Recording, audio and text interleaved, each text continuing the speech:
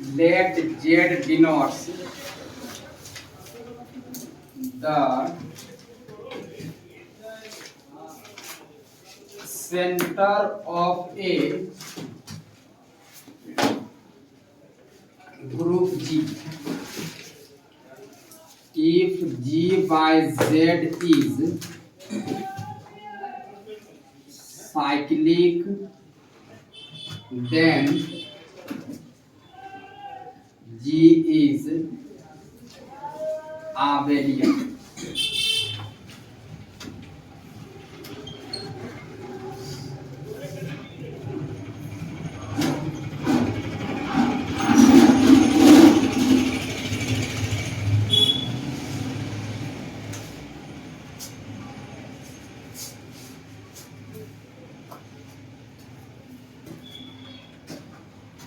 जिस तरह से पेपर 5 दिया उसी प्रकार उससे अच्छा एग्जाम जाएगा पेपर 6 का। लेकिन वही है कि इसमें शर्त है कि आज का तैयारी आज ही करना पड़ेगा। जितना आज पढ़ाए हुए पूरा दिन रटना पड़ेगा। चाहे समझ गए क्लास में अच्छी बात है, अगर नहीं समझे तो उसको रटना ही है, तो ही अच्छा एग्जाम जा सकता है। तो इसके अलावा फिर कोई अभी नहीं है समय, कोई उपाय भी नहीं है आपके पास। बनता भी नहीं है।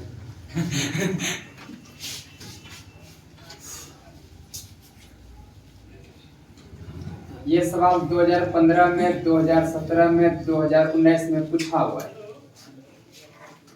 आप जब उनको फोन किए तो बोले क्वेश्चन भेजिए आप, लेकिन समय नहीं मिला वैसा जो आप नहीं भेज पाए। आप सर 29 में आपको फोन किए, 31 में मेरा कॉपी चुराया, फिर 33 में कॉपी मिला, 34 में बाहर ही कर गए, फिर 45 में ट्रेन पकड़े सर।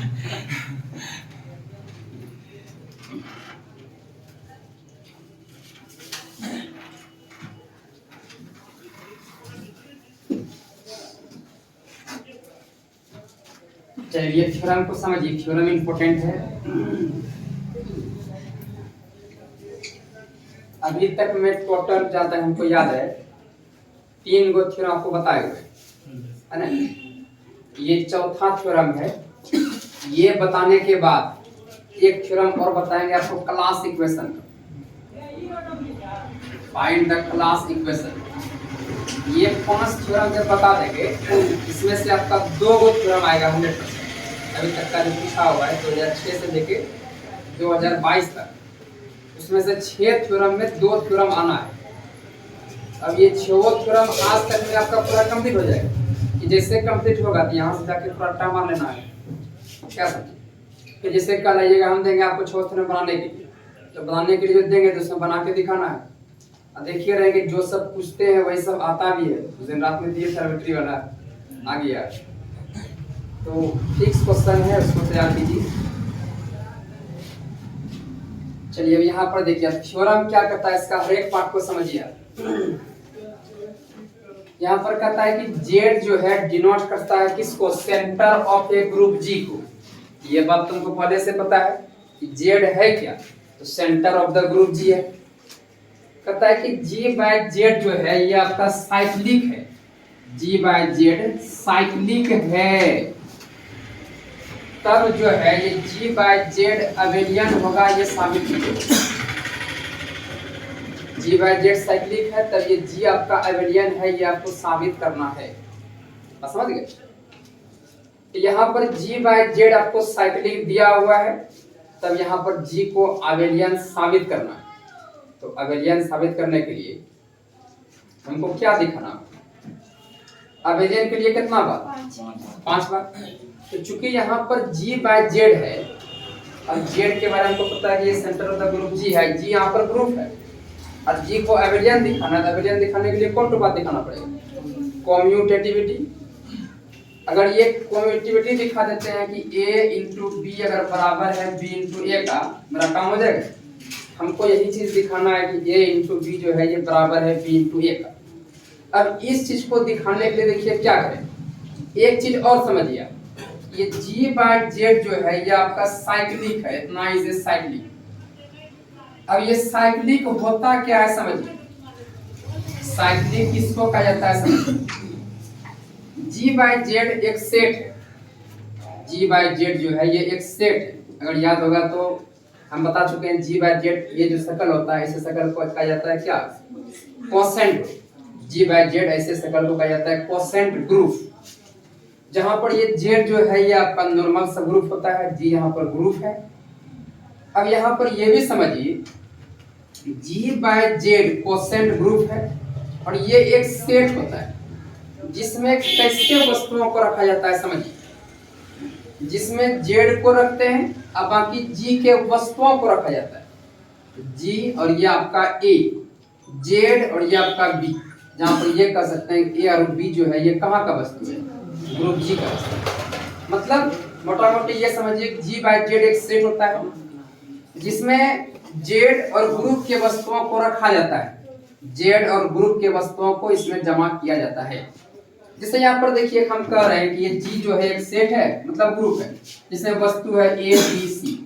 आप क्या कीजिए जी बाय जेड लिखिए, हमने ये कहा कि जी बाय जेड आप लिखिए तो फौरन समझ जाए जी बाय जेड में वैसे सब वस्तु लेंगे जो जेड को लेंगे और ग्रुप के वस्तुओं को लेंगे। यहाँ पर जेड और ग्रुप का वस्तु यहाँ पहला क्या है, ये आपका जेड है, फिर क्या आएगा जेड और ये आपका बी, फिर क्या आएगा जेड और ये आपका सी, ये वस्तु है। ये हो गया जी बाय जेड।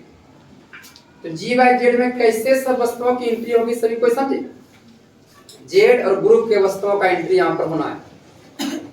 अब यहाँ पर ये भी एक बात समझिए, ये साइक्लिक वर्ड जो लिखा हुआ है, ये साइक्लिक वर्ड का क्या मतलब, ये जो साइक्लिक है, साइक्लिक भी क्या है, ये भी एक सेट। जैसे मान लीजिए जी आपका एक ग्रुप होना चाहिए, इस सेट में वैसे सब वस्तुओं को लेना है, साइक्लिक ग्रुप, ग्रुप तो होना ही है लेकिन इस सेट में वैसा सब वस्तु होना चाहिए जिसका शकल सेम। जैसे यहाँ पर देखिए, जैसे ये ओमेगा का क्यूब, ओमेगा ओमेगा का स्क्वायर, देखिए तो ये एक सेट है कि हमको पता है कि इस चीज को हम लिख सकते हैं 1 ओमेगा ओमेगा का स्क्वायर, सही है गलत, ओमेगा क्यूब का मान क्या होता है 1। तो आप इस चीज को ये लिख सकते हैं कि नहीं, लिख सकते हैं, लेकिन यहाँ पर 1 नहीं लिख के हमने क्या लिखा ओमेगा क्यूब, क्योंकि इस सेट के सारे वस्तुओं का शकल सेम है कि नहीं। तो साइक्लिक ग्रुप उसी को कहते हैं, वैसा ग्रुप जिसके प्रत्येक एंट्री सेम शकल है। यहाँ पर देखिए प्रत्येक एंट्री जो है, प्रत्येक एलिमेंट सेम शकल का है कि नहीं। आप इसी चीज को आप देखिए ये भी लिख सकते हैं जी बराबर ये ओमेगा क्यूब का होल स्क्वायर, फिर ओमेगा का स्क्वायर ओमेगा पावर 4। इसी सेट को ये भी हम लिख सकते हैं, जब सोल्व करेंगे वापस उतने मान देगा। तो मतलब ये समझना है कि हर एक वस्तु का शकल सेम होना चाहिए, वैसा सेम। जैसे यहाँ पर जी बाय जेड बोला कि समझना कि अवस्था साइक्लिक है, मतलब वस्तु सेम शकल में जाना। चलिए अब यहाँ पर इतना बात समझने का मतलब यह हुआ कि अब आप हर एक पॉइंट को समझेंगे थ्योरम में, जितना बात लिखेंगे सारा बात को आपको भी समझना है क्यों लिखा जा रहा है। आप ये देखिए कि ये थ्योरम मान लीजिए आपके एग्जाम में आ गया, यहाँ पर कितना बातों का चर्चा हो रहा है, दो चीज का, एगो क्या दिया हुआ है जी दिया हुआ है, एगो जेड दिया हुआ है, एक जी दिया हुआ है दूसरा। पहले उसको लिखिए कि हेयर यहाँ पर जेड है क्या, Z be the centre of a group G. हमको पता है कि ये जेड जो है centre of a group G है, एंड ये जी बाय जेड क्या है, G by Z is cyclic, ये आपका साइक्लिक है।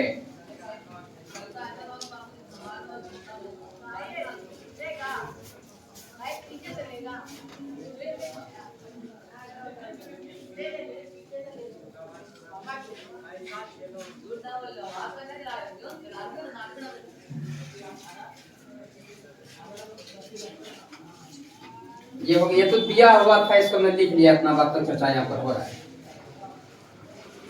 अब यहाँ पर ये भी समझिए, now we have to show that, we have to show that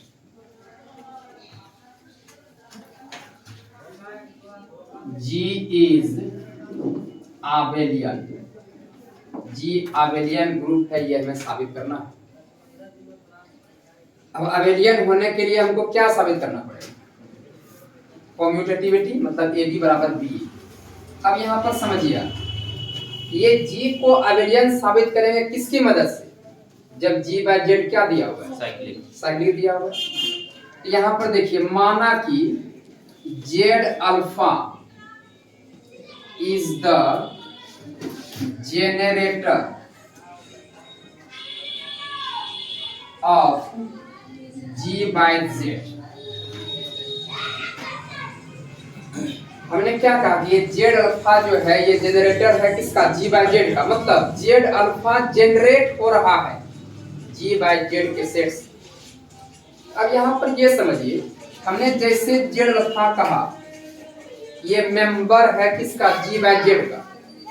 एक बात तो दिमाग में ये आ गया, तो अगर यदि जेड अल्फा जनरेटर है जी बाय जेड का, ये जेड तो आपका ये हो गया, और ये अल्फा अगर है, अल्फा कहाँ का वस्तु रहा, कहाँ का, ग्रुप का, क्योंकि जेड अल्फा, जेड तो ये होना ही है। अब इसके साथ में जो भी होगा तो वो कहाँ का वस्तु, ग्रुप का वस्तु। मतलब ये अल्फा जो है ये कहाँ का वस्तु हो गया, जी का वस्तु हो गया। यहाँ लिख देंगे कि वेयर ये अल्फा बिलोंग्स टू जी, ये अल्फा जो है ये जी का वस्तु है।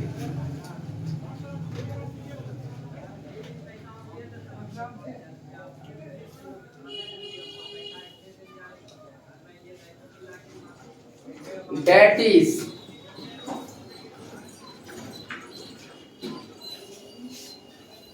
ये G बाय जेड बराबर ये आपका जेड अल्फा। इसको एक सेट में डाल, ये वस्तु हो गया, जहाँ अल्फा हो गया ग्रुप जी का वस्तु। इसीलिए हमने कहा कि ये जेड अल्फा जो माना कि ये G बाय जेड का वस्तु है जो जनरेट हो रहा है अल्फा से। अब यहाँ पर देखिए क्या करेंगे, नाउ हमको अबेलियन ग्रुप साबित करना है। अबेलियन होने के लिए कितना वस्तु लेना है, दो वस्तु ए और B.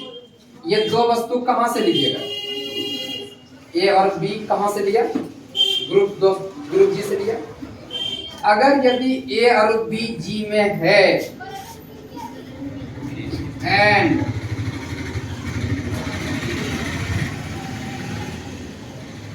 Ji by Z is cyclic, then it means, इसका क्या मतलब, दो वस्तु जी में है और जी बाय जेड साइक्लिक है, तो इसमें जो भी वस्तु आएगा वो कैसा शकल का आएगा, जेड ए और ये जेड बी, ये ऐसा शकल का आएगा। और ये जो वस्तु है ये कहां पर आएगा, जी बाय जेड, ये Z alpha Z B Z A Z B कहां जाएगा, जेड बाय जेड। क्या यहां तक में कोई दिक्कत,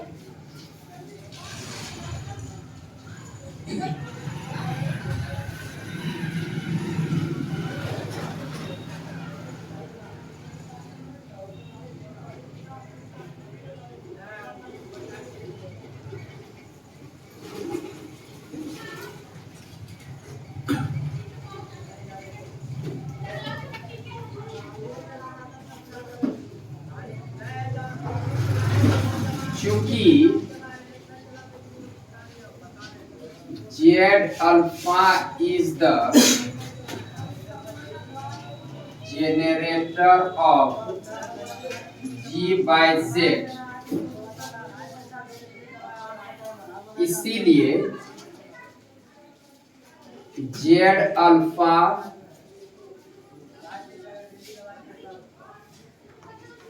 जनरेटर है, इसके बाद एंड ये आपका जी बाय जेड, ये जेड ए जो है ये बिलोंग्स कर रहा है जी बाय जेड में, इसीलिए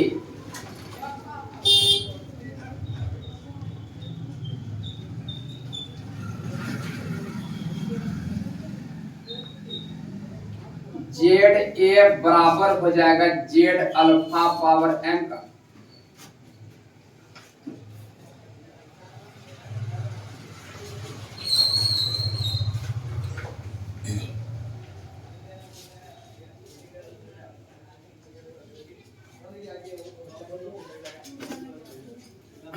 आगे बढ़े, अभी इस लाइन को समझिए अच्छी तरह से।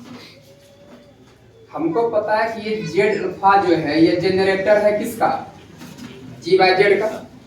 मतलब जेड अल्फा वस्तु है किसका, जी बाय जेड का।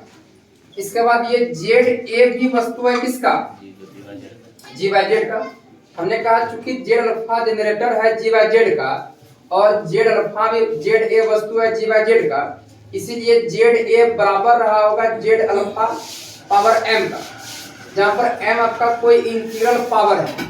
मतलब समझिए आप, जैसे मान लीजिए जी आपका एक साइक्लिक ग्रुप है जहां पर वस्तु है ओमेगा, ओमेगा स्क्वायर, ओमेगा का क्यूब।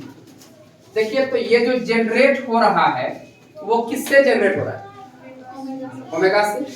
हम कह रहे हैं कि ये ओमेगा जो है ये जी का वस्तु है, फिर हम कहें कि ओमेगा का स्क्वायर भी जी का वस्तु है। हम ये भी तो कह सकते हैं कि ये ओमेगा बराबर है ओमेगा का, लेकिन किसी पावर के साथ, किसी भी इंटीग्रल पावर के साथ, सही है गलत। जैसे यहाँ देखिए तो ओमेगा बराबर ओमेगा का स्क्वायर है कि नहीं, ओमेगा बराबर ओमेगा का स्क्वायर। सेम उसी प्रकार से यहाँ पर हमने ये बात कहा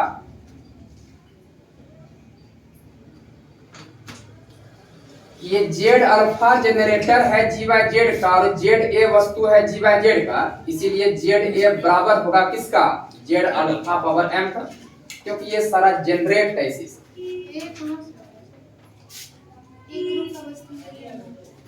ये यहाँ जी में लिए हुए ना, ए और बी दो वस्तु हमने कहाँ उठाया हुआ है, ग्रुप में उठाया हुआ है।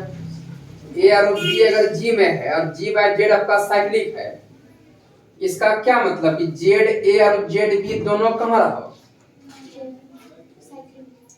जी बाय जेड में रहा।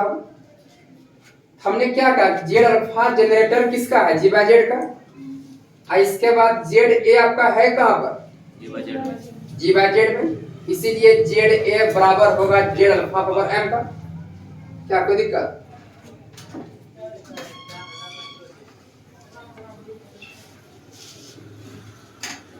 जैसे यहाँ देखिए 1 ओमेगा, ओमेगा का स्क्वायर है, 1 के जगह पर चूंकि साइक्लिक ग्रुप है सारा वस्तु सेम शक्ल का होना चाहिए, इसके जगह पर ओमेगा का क्यूब है, ये आपका ओमेगा और ओमेगा का स्क्वायर। देखिए तो एक चीज और देखिए आप, क्या ओमेगा क्यूब के जगह पर ओमेगा क्यूब का होल स्क्वायर लिख सकते हैं, लिख सकते हैं। ओमेगा पावर 6, ओमेगा पावर 6 का मान कितना, 1। इसके बाद यहाँ पर ओमेगा है, यहाँ पर ओमेगा के जगह पर जैसे वैसे रखिए। अब यहाँ पर ये दोनों वस्तु बारे में अगर चर्चा हम करें, हम कह सकते हैं ओमेगा का क्यूब बराबर है ओमेगा क्यूब का होल स्क्वायर, कह सकते हैं क्योंकि ओमेगा क्यूब का मान भी कितना, ओमेगा पर 6 का मान भी कितना, वस्तु स्वाभाविक है, लेकिन किसी इंटीग्रल पावर के साथ वो चढ़ा होगा।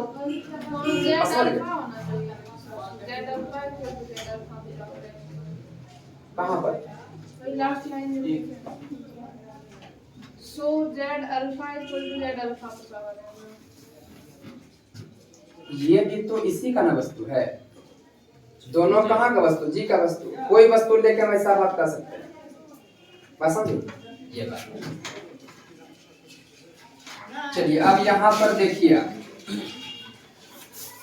ये जेड ए बराबर ये जेड अल्फा पावर एम। यहाँ पर अगर समझना हो तो ये समझिए कि H A into H B बराबर एच ए बी होता है, बीएससी पार्ट 1। लेकिन ये इंटू में है और यही सेम फॉर्मूला जो है इक्वल टू में यहाँ पर अप्लाई किए हुए हैं, Z A into Z B, H A into H B बराबर एच ए बी।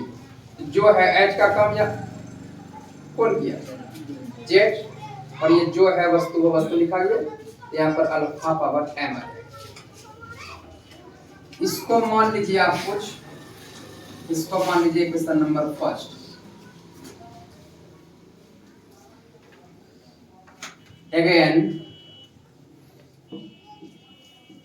चूंकि Z alpha is the generator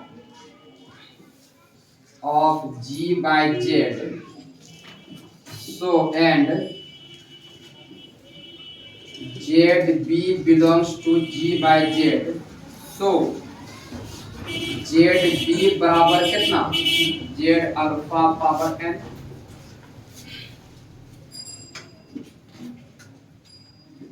Z B बराबर जेड अल्फा पावर एन। अगर लिखना हो तो लिख देंगे H A into H B बराबर एच ए। इसको मान लीजिए इक्वेशन नंबर सेकंड।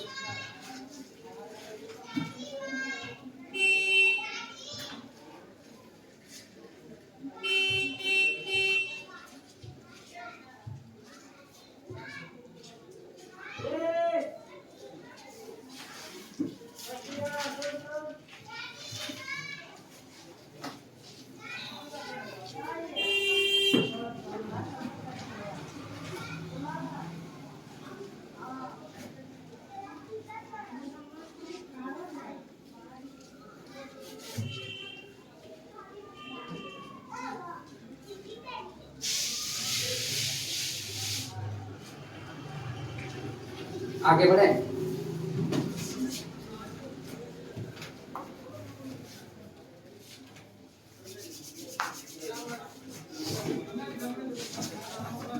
अब यहां पर देखिए नाउ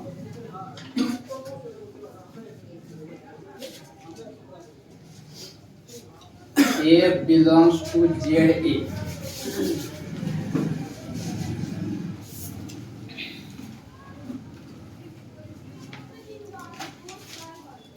देखिए तो A जो है ये कहाँ बिलोंग्स किया, ZM।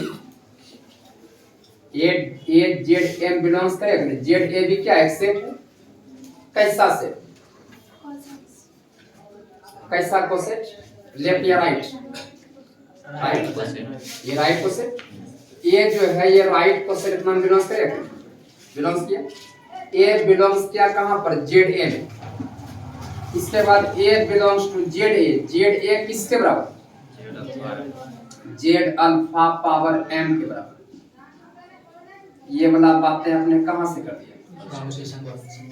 अब यहाँ पर A बिलोंग्स कर रहा है जेड अल्फा पावर m, तो किसी ना किसी के बराबर होगा। तो हम मान लेते हैं कि A जो है ये बराबर है इसका Z1 अल्फा पावर m। मान लिया Z1 अल्फा पावर m के ये बराबर है। सपोज माना कि A जो है ये बराबर है इतना, इक्वेशन नंबर अल्फा। अब यहाँ पर देखिएगा, अब यहाँ पर देखिए ये B जो है ये कहाँ बिलोंग्स करेगा बताइए तो, B बिलोंग्स करेगा ZB में। इसके बाद डेट इज ये B ZB किसके बराबर, जेड अल्फा पावर n। ये वाला बातें आपने कहां से किया, फ्रॉम इक्वेशन नंबर सेकंड। अब यहाँ B जो है इतना बिलोंग्स कर गया, किसी ना किसी के बराबर होगा। तो मान लेते हैं कि B जो है ये बराबर है किसका, Z2 अल्फा पावर n का, इक्वेशन नंबर B का।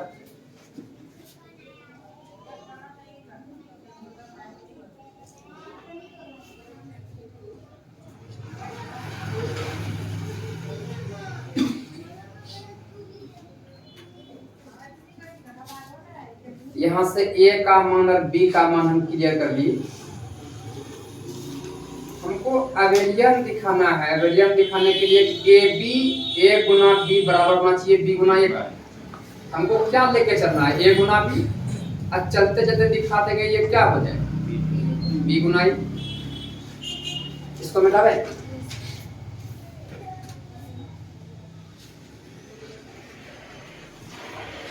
नाउ अब देखिए क्या करेंगे, A गुना B लेके चलेंगे। A का मान क्या, Z1 alpha power m into B का मान क्या, Z2 अल्फा पावर n। ये वाला बातें आपने कहां से किया, from equation number alpha and beta. अब यहाँ पर A गुना B बराबर, इस चीज को आप लिख सकते हैं Z1 इंटू Z2। इसके बाद ये alpha power m plus n। क्या कोई दिक्कत, दोनों का बेस समान है, गुना पावर जोड़ सकते हैं।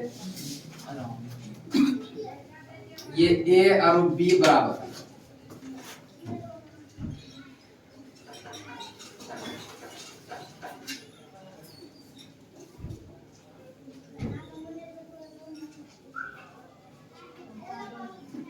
अब यहाँ पर Z1 इंटू Z2 है, इसको लिखेंगे Z2 इंटू Z1। इसको देखिए तो m प्लस n को n प्लस m लिख सकते हैं क्या, कोई दिक्कत?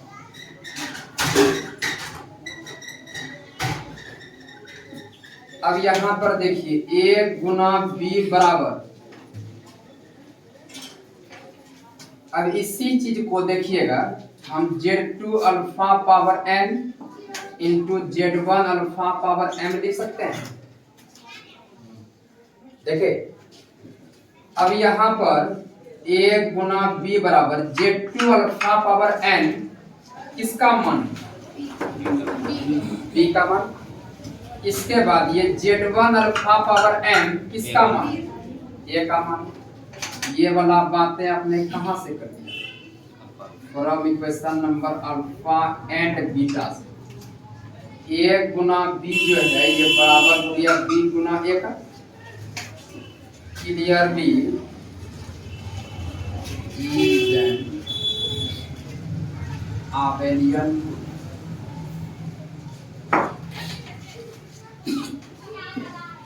हर एक बात तो समझ ही रहे हैं।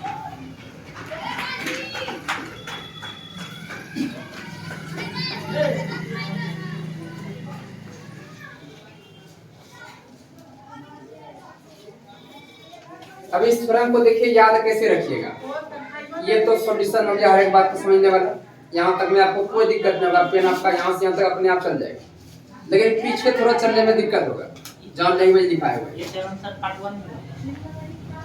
ये थ्योरम इसी टाइप का थ्योरम है, ये थ्योरम नहीं। हाँ वो तो एवेलियन ग्रुप के लिए।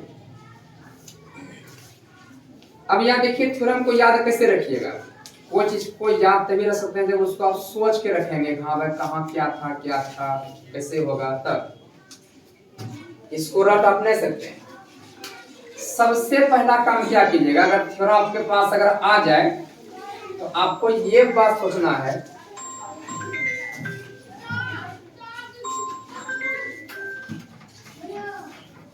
हेलो हाँ बोलिए। अब कल संडे है, कल आइएगा 9 बजे।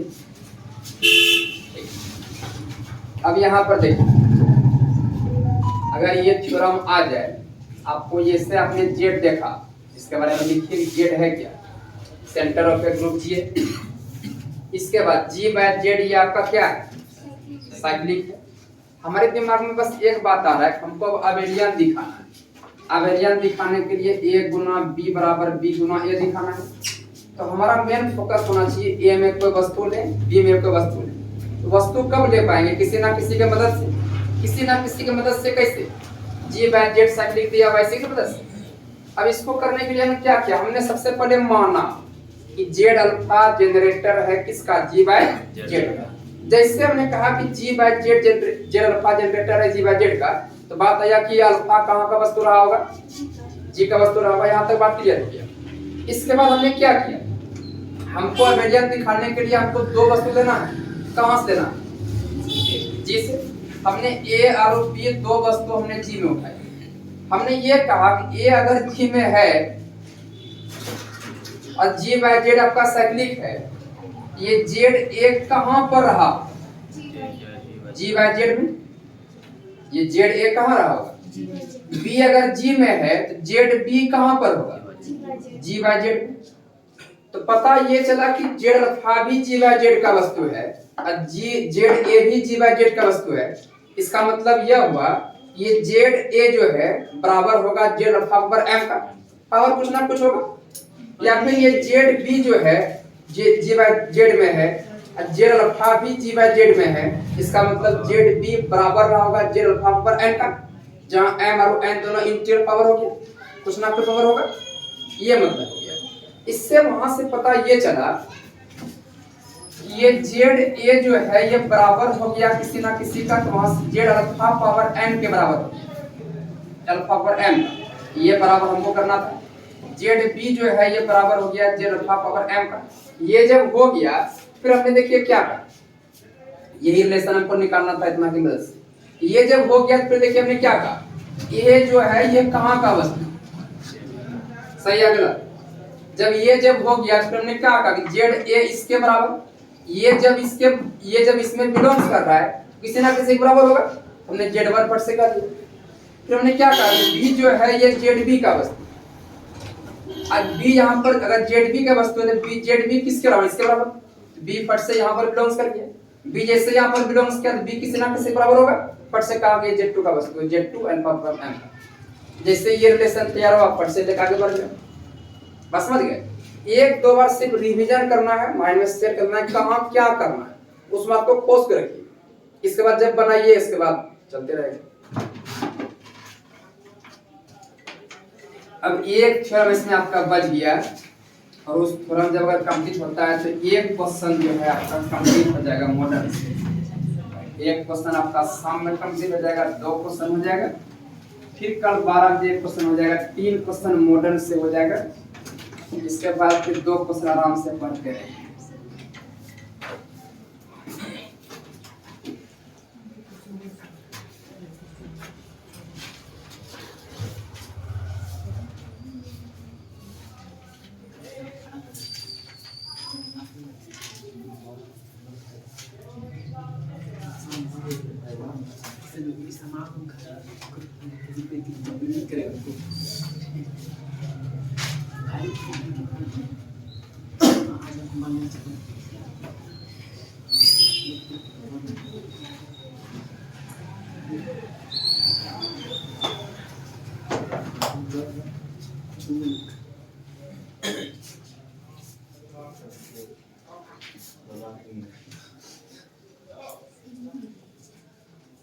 चलिए आगे लिखिए थ्योरम।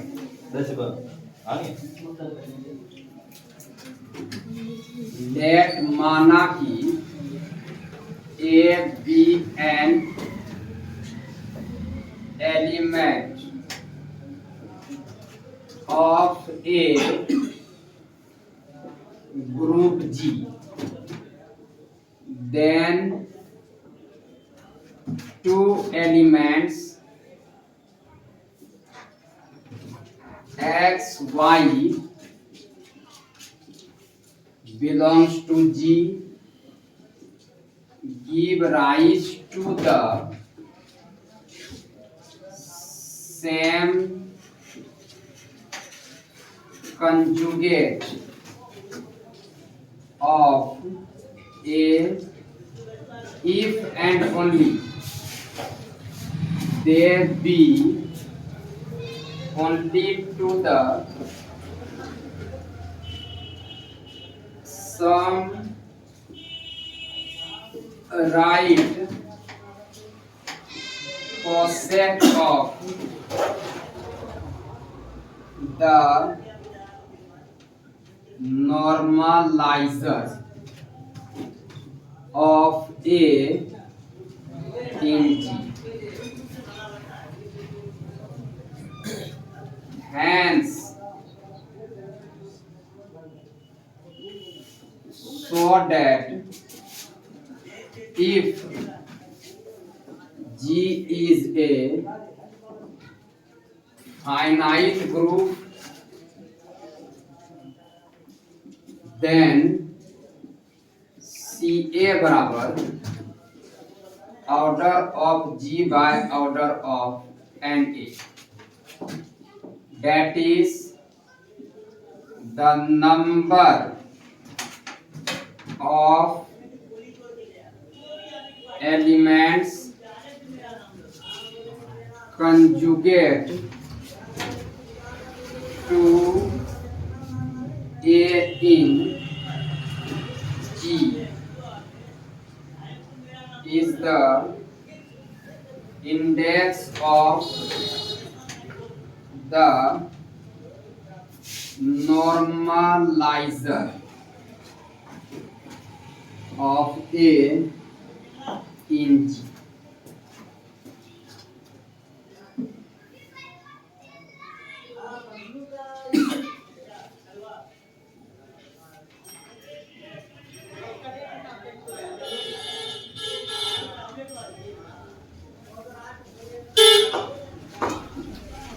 ये थ्योरम भी आपका इम्पोर्टेंट है, किसी ना किसी रूप में ये थ्योरम आना ही आना है, अभी जो बताएंगे।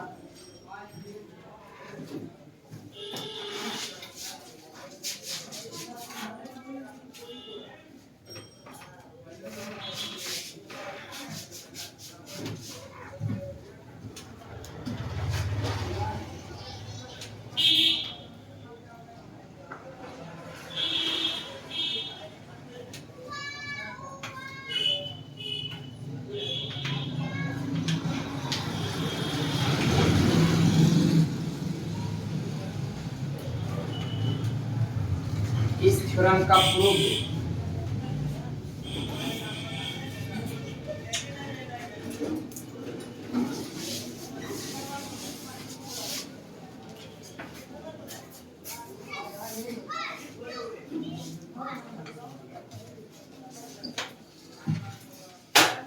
हो गया।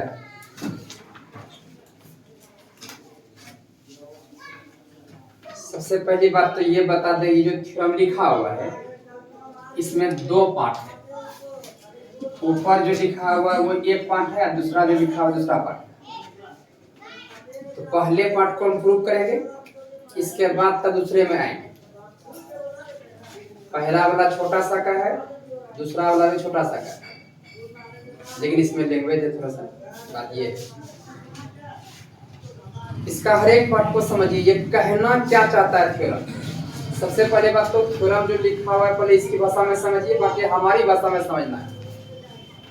इस चीज को समझने से पहले अब इसमें जितना बातें ही होने वाला है पहले उस सारा बात को आप यहाँ पर समझ लें, ताकि जब थ्योरम में हम बताएंगे ताकि आपके मुंह से आवाज आना चाहिए।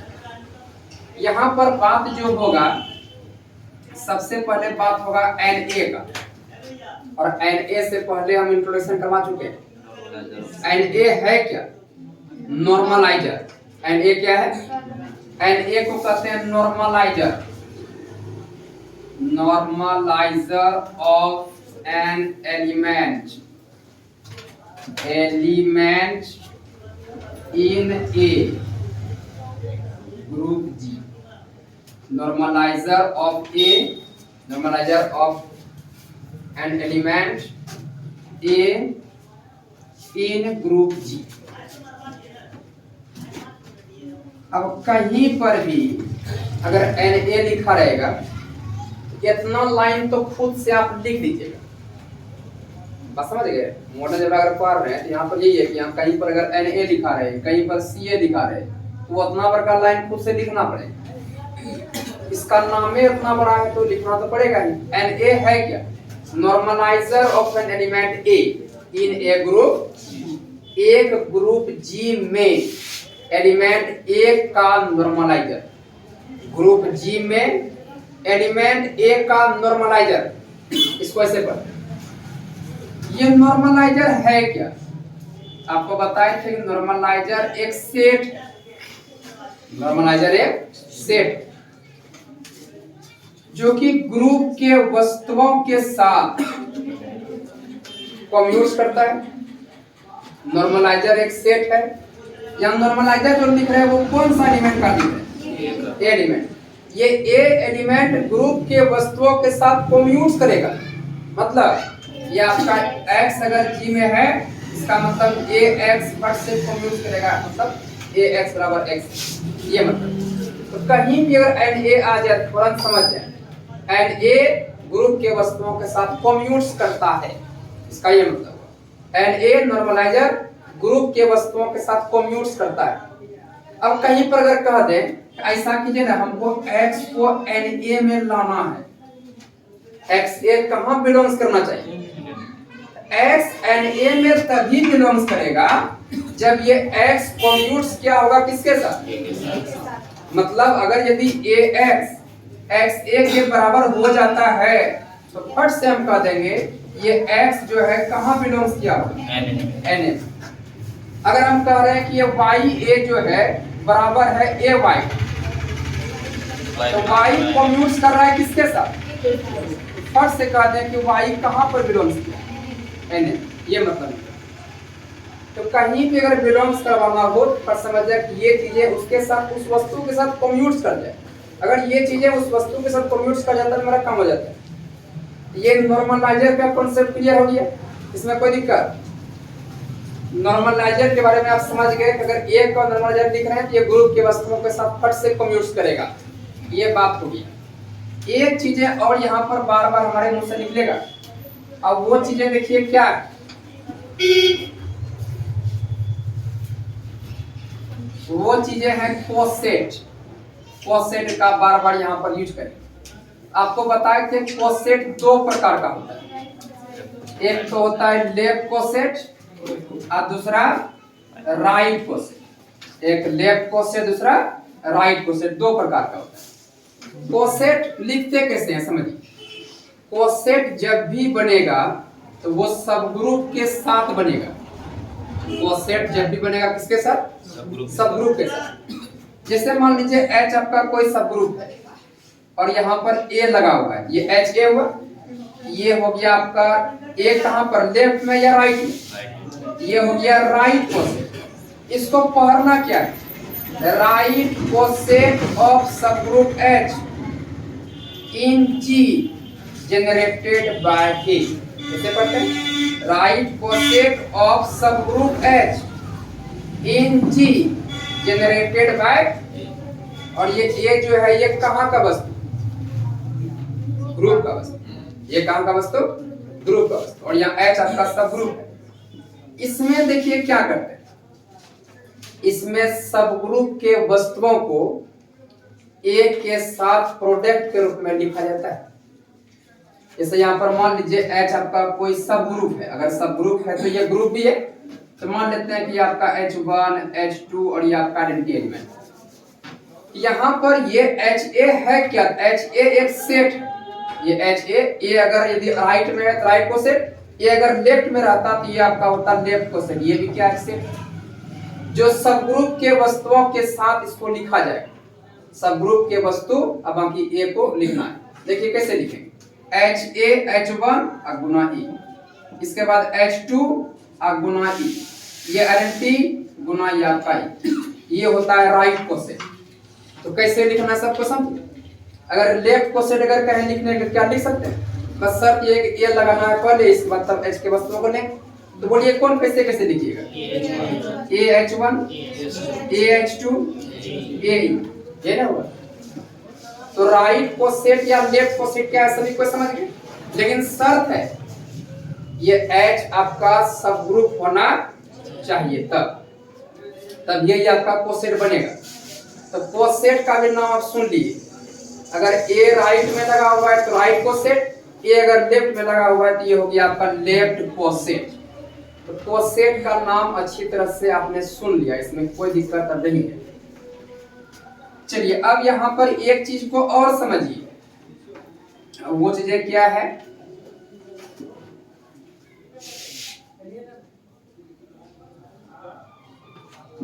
हाँ, कंजुगेट एलिमेंट। कंजुगेट एलिमेंट, सबसे पहले कंजुगेट एलिमेंट के बारे में बताएं। कंजुगेट एलिमेंट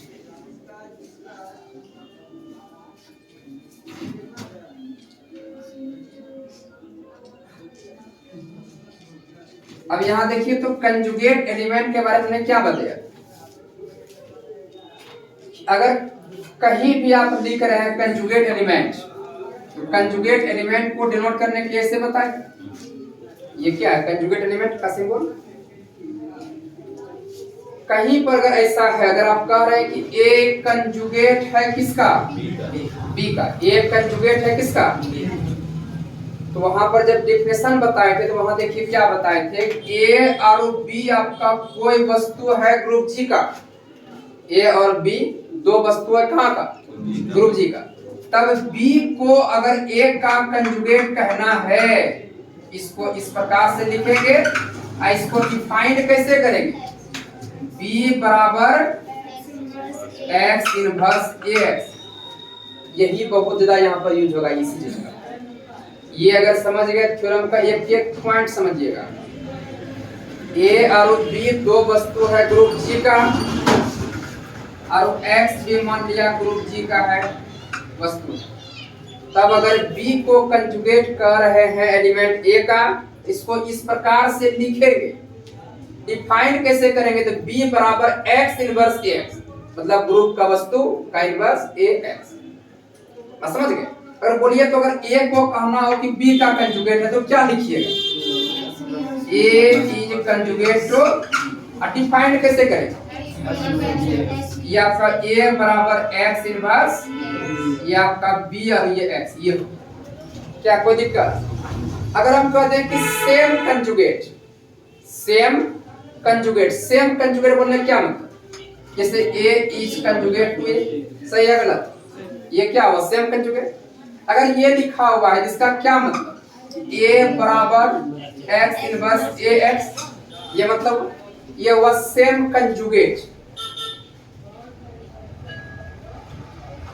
अच्छा एक चीज और देखिए, कहीं पर अगर लिखा हुआ है एक्स इनवर्स ए एक्स बराबर वाई इनवर्स ए एक्स, ध्यान से बात समझिए।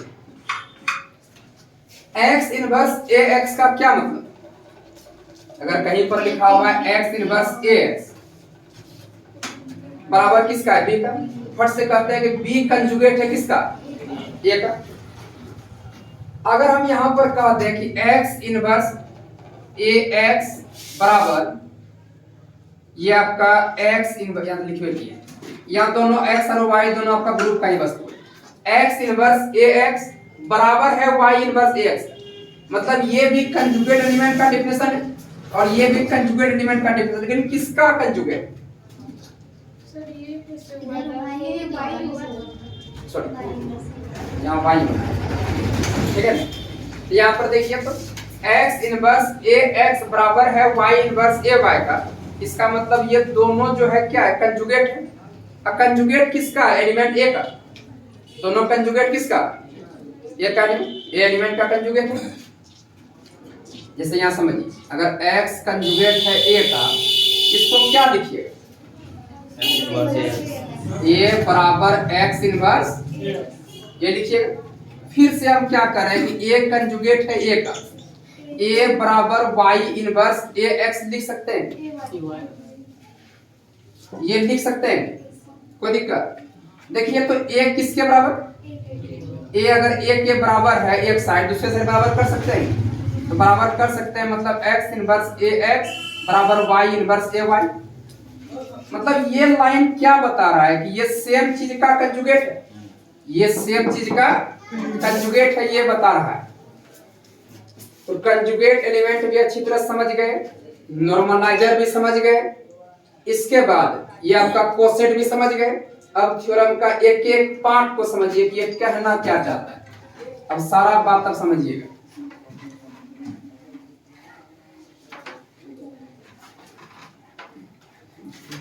देखिए थ्योरम का पार्ट है, कहता है कि let a be an element of a group G, माना कि ए जो है एलिमेंट है किसका? एक ग्रुप जी का। ए जो है एलिमेंट दिया हुआ है ग्रुप जी, कहता है देन टू एलिमेंट्स x और y अगर जी में बिलोंग्स कर रहा है, x और y दो एलिमेंट कहां बिलोंग्स कर रहा है? जी में, तो give rise to the same conjugate of a, ये सेम कंजुगेट ए का सेम कंजुगेट को राइज करेगा if and only they be only to the same sum right coset of the normaliser of a in जी।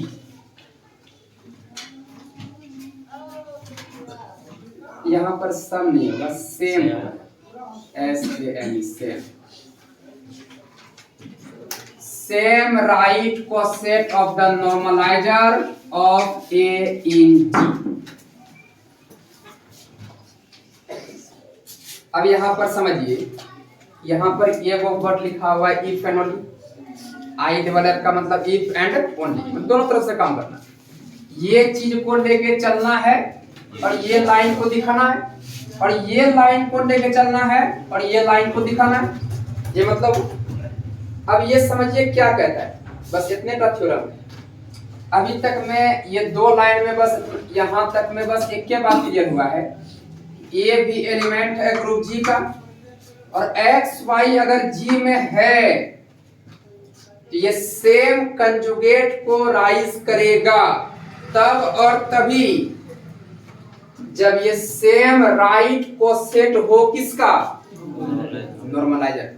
फिर से बात सुनिए, x और Y कहां पर है, एक्स और वाई जी में है, एक्स वाई जी में है, कहता है कि ये सेम कंजुगेट को राइज करेगा कब, जब ये सेम राइट को सेट हो किसका, नॉर्मलाइजर का। मतलब इसका मतलब यह हुआ, अगर सेम राइट को सेट है नॉर्मलाइजर का, ये सेम राइट सेम कंजुगेट को राइज करेगा, मतलब सेम कंजुगेट देगा। समझिए फिर से,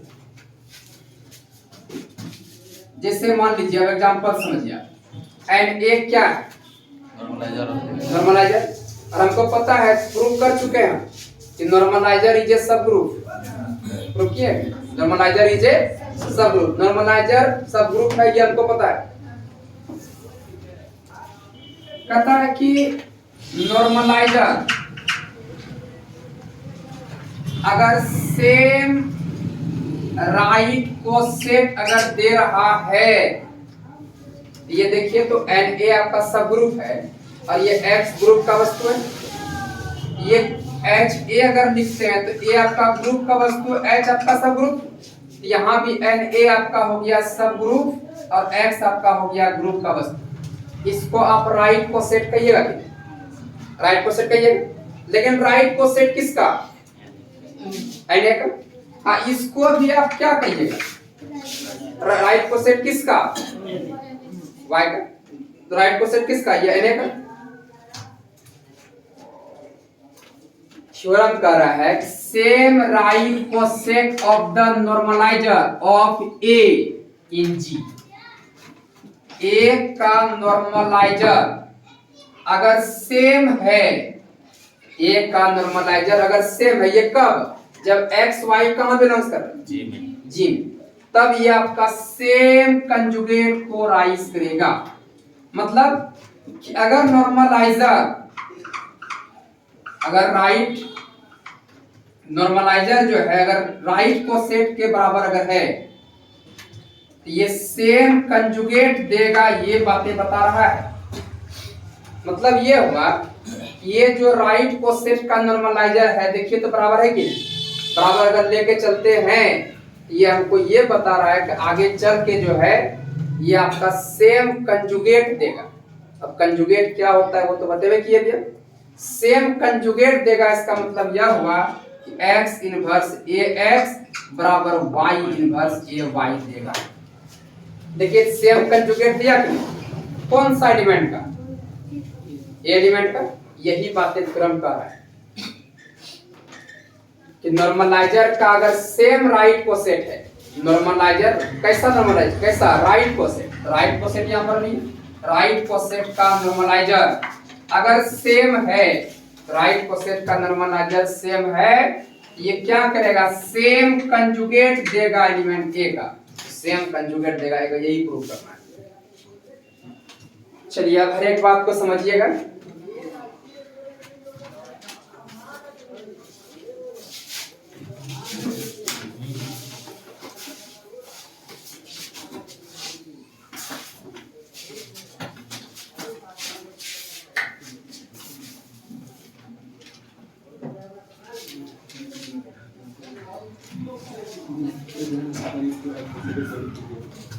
अब यहां पर देखिए, माना कि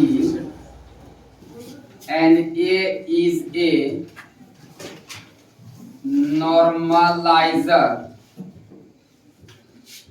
of an element A in group G and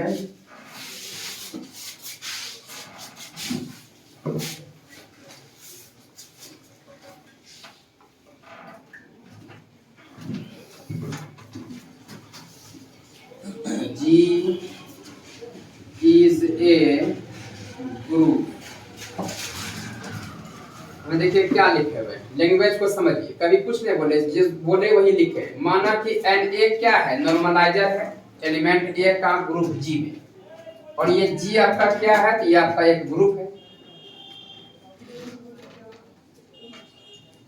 now according to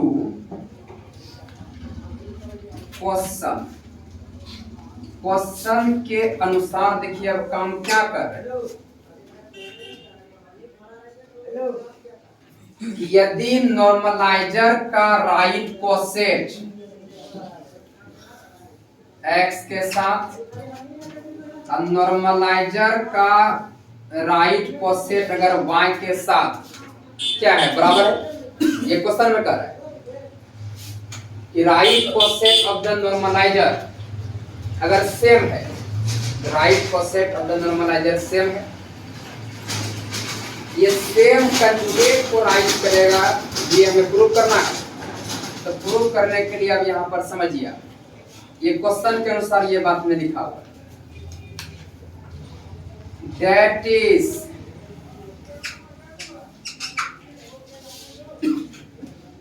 ये हो गया। अब यहाँ पर समझिए, बीएससी पार्ट 1 का एक फॉर्मूला यहाँ पर लगाएंगे। HA अभी जस्ट बताए, HA बराबर HB अगर है, क्या होगा बोलिए,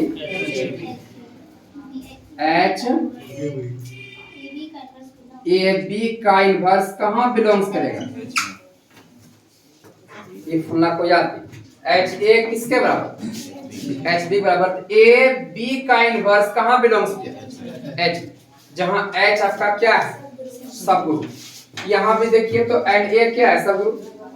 ये आपका HA बराबर है HB का, इसका मतलब AB का इनवर्स बिलोंग्स करेगा कहां पर, Na में। यहां पर H का काम कौन किया, Na। क्या ये लाइन समझे, इसमें कोई दिक्कत।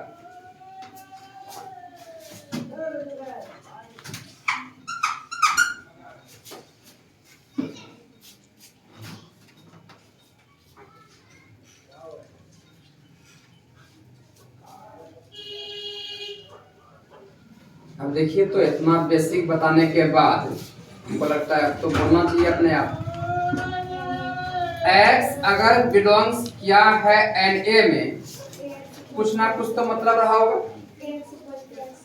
ये X कम्यूट्स क्या होगा, किसके साथ, मतलब X किसके बराबर, X के बराबर। अगर ये चीजें अगर बिलोंग्स कर रहा है Na में, इसका मतलब ये चीजें कम्यूट्स क्या होगा, किसके साथ, ए के साथ। कोई दिक्कत। तो हम यहाँ पर लिख सकते हैं AXY का इनवर्स बराबर होगा किसका, XY इनवर्स आपका ए का। क्या कोई दिक्कत, यहाँ पर लिख देना है। जो नए समझते हैं पूरा समझिए, नहीं रहे मन में चल रहा है रटिए लेंगे हम। तो याद रखना है कि x अगर Na में है, फौरन समझ जाए कि XA जो है बराबर होगा AX।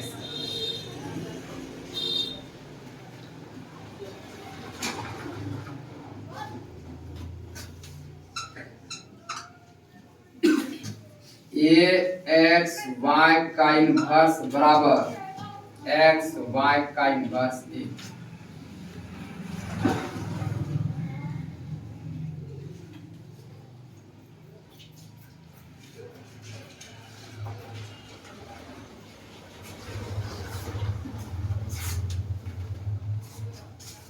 क्या यहां तक में कोई दिक्कत है क्या। अब यहां पर देखिए भाई,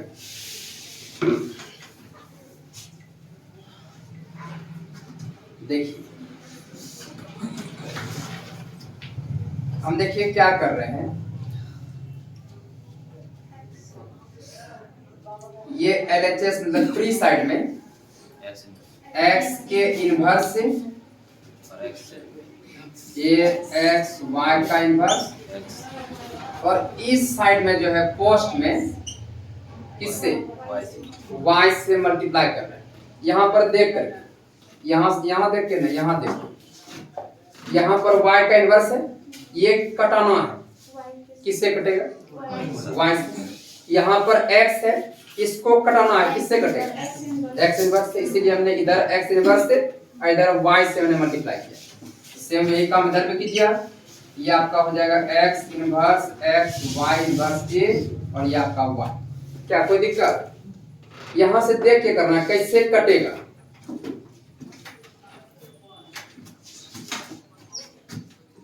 अब यहाँ पर ये सारा वस्तु कहाँ का? ग्रुप का। ए भी ग्रुप का वस्तु, एक्स वाई भी ग्रुप का वस्तु, उसका इनवर्स भी कहाँ? ग्रुप का वस्तु। एसोसिएटिव लॉ लगा सकते हैं। एसोसिएटिव लॉ जब लगाएंगे एक्स इनवर्स ए एक्स, इसके बाद ये वाई इनवर्स वाई बराबर, और ये एक्स इनवर्स एक्स और ये वाई इनवर्स ए वाई। यहाँ लिख देना है एसोसिएटिव लॉ। एसोसिएटिव लॉ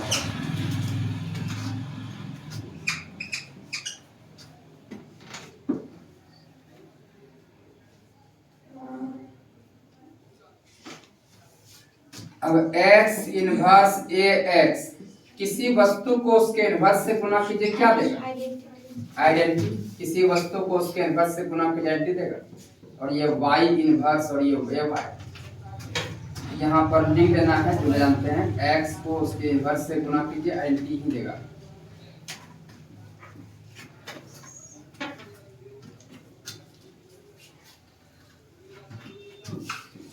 अब किसी वस्तु को आइडेंटिटी से गुना कीजिए, क्या देगा? वस्तु देगा। यहाँ भी y इनवर्स और ये a y। देखिए तभी जब बेसिक बता रहे थे हम, तो वहां पर इस चीज का जिक्र किए थे। x इनवर्स ए एक्स बराबर y इनवर्स ए वाई, मतलब ये कंजुगेट है, लेकिन सेम कंजुगेट, सेम चीज का कंजुगेट। ये भी ए का कंजुगेट, ये भी ए का कंजुगेट। देखिए मेरा थ्योरम प्रूफ हुआ कि नहीं? कि हम ले करके जो चले थे वो क्या लेके चले थे? नॉर्मलाइजर का राइट कोसेट अगर बराबर है, ये सेम कंजुगेट को राइज करेगा, सेम कंजुगेट देगा। प्रूफ हुआ कि नहीं? ये प्रूफ करना था। लेकिन यहाँ पर एक वर्ड क्या लगा हुआ है? If and only. ये बातें लेकर चले तो इसको प्रूफ करना है, और इसको लेकर चले तो ये प्रूफ करना है। तो उतना करने की कोई जरूरत नहीं है। सीधा देखिए, हम राइट कोसेट को बराबर लेकर चले थे नॉर्मलाइजर का, और दिखा दिए सेम कंजुगेट।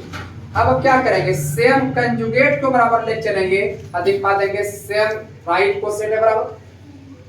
यहाँ पर क्या करेंगे? अब साइन से पलट देंगे। पलट देंगे इसका मतलब ये का ये मतलब हुआ, जितना में है सब में साइन पलट दीजिए। जितना में तक में हुआ है तो सब में ये लगा देना।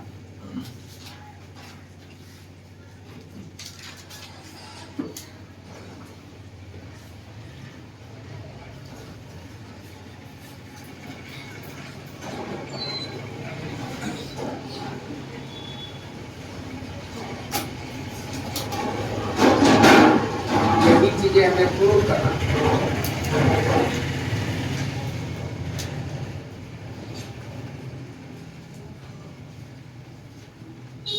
देखिए कहीं भी कुछ हटने वाला बात है क्या? सारा बात तो समझने वाला है। ये हुआ ऊपर वाला, अब नीचे बनाना है।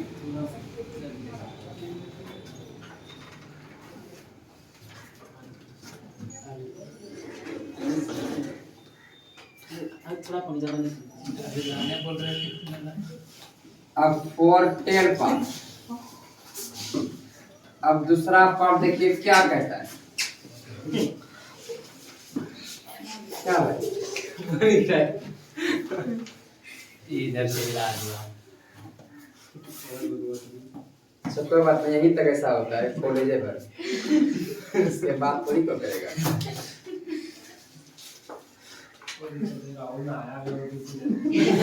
सही बात छूट रहा है। कितना देते थे? बर्थडे करना है, आओ पूजा करके आओ। मैं सब तो और दिन ना कौन ना करने जाते हो। सो दिन पूजा के दिन पूजा में क्या होगा? थोड़ी कुछ होता है। अब यहाँ पर देखिए, अब कहता है कि ये साबित कीजिए जी अगर फाइनाइट है, जी अगर फाइनाइट है तो प्रूव कीजिए कि ये सी ए जो है, ये वाला सी ए बराबर होगा order of G by order of N A. इस चीज को समझने के लिए थोड़ा सा बेसिक आप समझ लीजिए।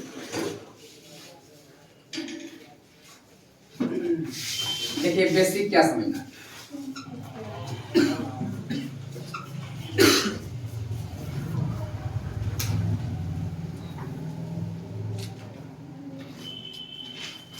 आपको बताए हुए हैं सीए का मतलब कंजुगेट क्लास बताए हुए। तो कंजुगेट क्लास में देखिए क्या बताए, अगर ए एलिमेंट का कंजुगेट क्लास लिख रहे हैं उसको लिखना है सीए से। ये कंजुगेट क्लास भी क्या है, एक सेट जो सेल्फ कंजुगेट होता है, जिसमें वैसे सब वस्तुओं रखते हैं जो सेल्फ कंजुगेट हो। मतलब सीए के बारे में ये समझिए, ये कंजुगेट क्लास है, सेल्फ ये आपका सीए, ये भी आपका एक सेट हो गया जो सिर्फ अपने आप के एलिमेंट के साथ ये कंजुगेट हो गया।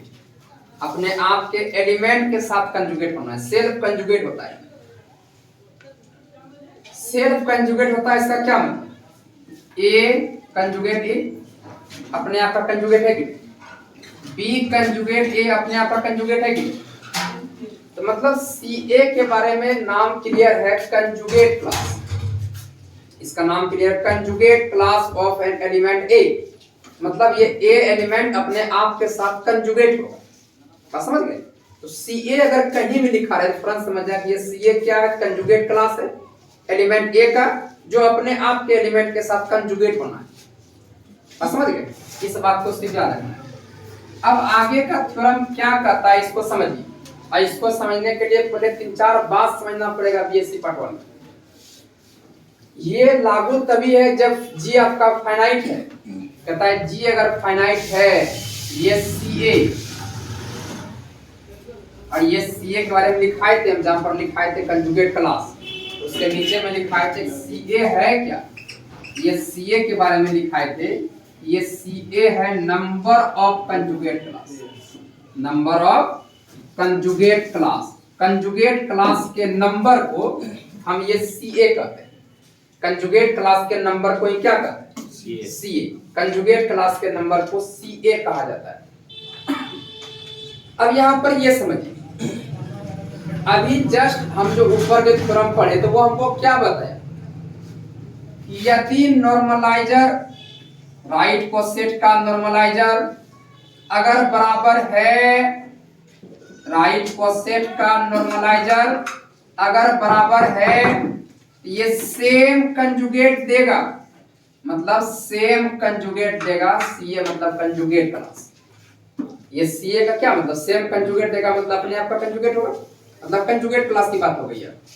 ये क्या कहता है, यदि नॉर्मलाइजर एंड ए अगर राइट को सेट है, सेम है, ये सेम कंजुगेट को देगा।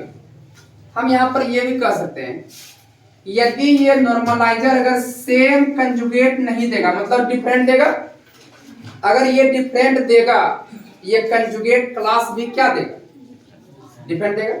मतलब समझिए फिर से, अगर ये सेम दे रहा है तो ये भी क्या दे रहा है, अगर ये डिफरेंट देगा तो ये भी क्या देगा, डिफरेंट देगा।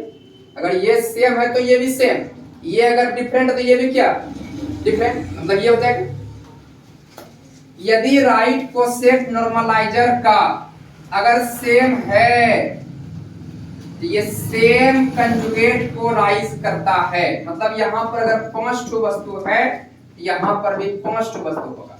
यहां 10 टू है, यहां 10 टू है, यहां अलग अलग दे रहा है, ये भी अलग अलग है। ये मतलब ये कर सकते हैं कि ये जो मैपिंग है, ये कैसा मैपिंग बता रहा है, 1 1 1 2 में 2 1 1 1 1 और 2 में कितना क्या होता है, जितना वस्तु इधर है उतना वस्तु उधर है, और हर एक वस्तु का सेम इमेज बनना है। जैसे मान लीजिए ए है, बी है, सी है, डी है, ई है, एफ। देखिए जितना वस्तु इधर है उतना वस्तु उधर है कि नहीं। एक का इमेज सबका सिंगल सिंगल इमेज ही बनना है, अब वस्तु ही बचना यहाँ पर नहीं है। मतलब ये जो बातें हमको अभी पढ़ाया पीछे जो हमने पढ़ा अभी जस्ट थ्योरम, तो वहां से एक बात सीख सकते हैं, अगर सेम राइट कंजुगेट दे, अगर राइट कोसेट अगर सेम है, ये सेम कंजुगेट दे रहा है, इसका मतलब अगर डिफरेंट राइट कोसेट रहेगा, ये डिफरेंट कंजुगेट को राइज करेगा। इसका मतलब ये कह सकते हैं ये जो मैपिंग है ये 1-1-1-2 मैपिंग को कोरस्पॉन्ड्स कर रहा है, मतलब ये दोनों के बीच कैसा मैपिंग है, तो 1-1-1-2 मैपिंग है, ये कह सकते हैं। अब यहाँ जैसे हमने कहा कि 1-1-1-2 मैपिंग है, इसका मतलब एक बात दिमाग में आया कि जितना वस्तु यहाँ पर होगा उतने ही वस्तु कहाँ पर होगा, यहाँ पर होगा। अब यहाँ से देखिए तो एक लाइन और बढ़ेंगे हम, इस CA का क्या मतलब, number of conjugate class, number of conjugate class. देखिए आप आए कितना बजे, 45 में, है ना। अब मेरा विद्यार्थी बाहर में खड़ा है, तो आपको बैठा के हम पढ़ाएंगे और वो सब बाहर में खड़ा है नहीं, नहीं हम 2 बजे तक, टाइम का हम पक्का है क्या हम आपके तरफ 15-20 मिनट लेट से नहीं आते। अब छोड़िए रात में बताइए दीदी थे नहीं सबको पढ़ाएंगे तुरंत 20-30 हजार कमाएंगे हम यहाँ मिलने वाला है।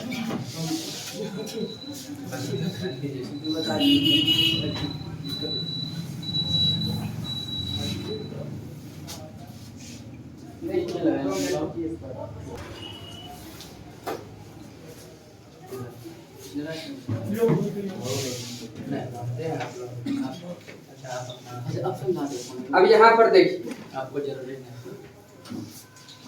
ये CA का क्या मतलब, number of conjugate class in G, in